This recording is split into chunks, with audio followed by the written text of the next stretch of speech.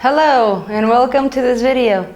In today's lesson I will be talking to you about the infinitive to be with subject. We may already know that infinitives are verbs that are preceded by to.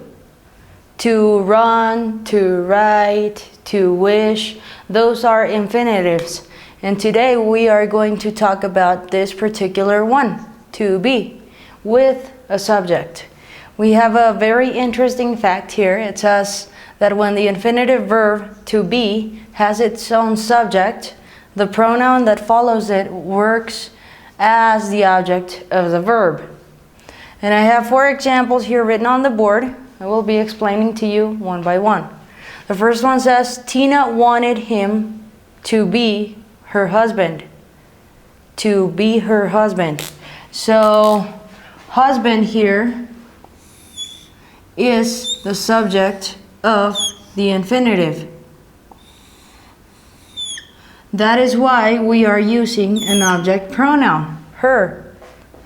Tina wanted him to be her husband. And the next one says, we believe her to be the murderer.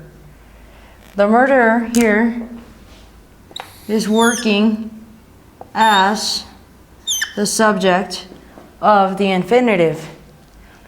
We believe her to be the murderer. So we must use an object pronoun, her. And the next one says the coach believed him to be a great player. A great player is working as the subject of the infinitive. Therefore, we used an object pronoun. Or the pronoun is working as an object, as in the rule. It's working as the object of the verb. Believed him to be a great player. Simon wanted her to be Kim. Kim is the subject of the infinitive. So, therefore, we used an object pronoun. So remember that. And actually, among these 4 examples, I have one that is a trick one. Did you notice? Tina wanted him to be her husband. No? This here is not the object of the infinitive. It actually, this here is not an object pronoun, even though they look the same. That there is a possessive pronoun, her husband. It belongs to her. Well, metaphorically speaking, it does. So Tina wanted him to be her husband.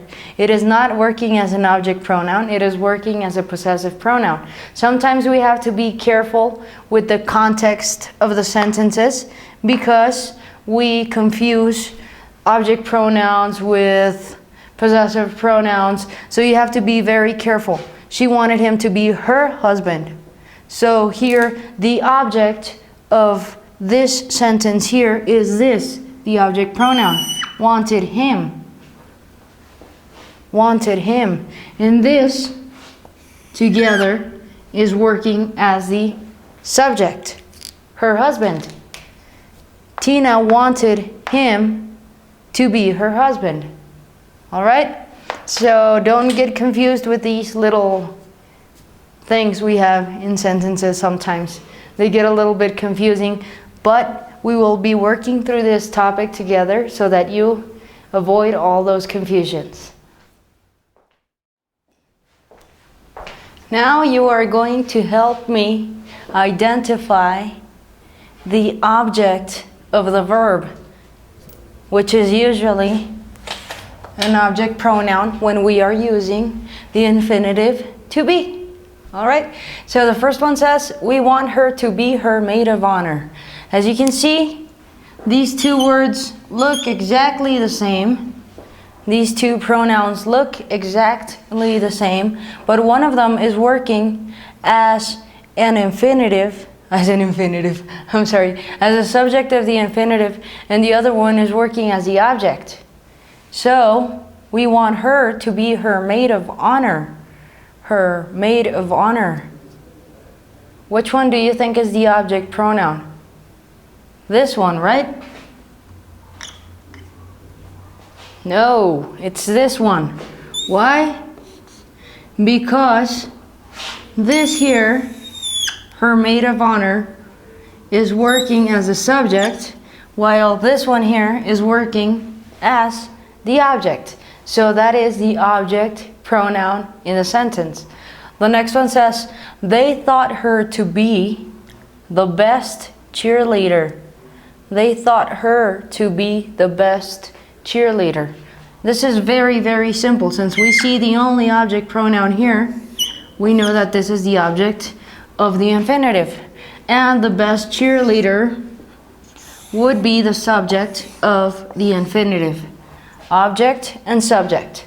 And the last one says, Lucas thinks them to be the best musicians. The best musicians would be the object of the infinitive. And them would be the subject. No, right? The other way around. This here would be the subject of the infinitive. And this here would be the object of the infinitive. That is why we are using an object pronoun. So, next I will leave you some homework. Why? Because you need to practice to improve your English. For homework, you are going to write 4 sentences using the verb to be with its corresponding subject and object pronoun. Remember this fact, it's very important that you write it down or take note of it or something so that you avoid mistakes when doing your homework. It is very important that you do it so that you can practice. If you have a workbook, please do it in your workbook. And if you don't, please leave your homework in the comment section below this video, along with any comments, suggestion, or question you may have. Thank you so much for watching this video. I'll see you in my next video. Would you like to watch my next video? Click on the television to the right. And I will be talking to you about the infinitive verb to be without a subject. As you can see, I wrote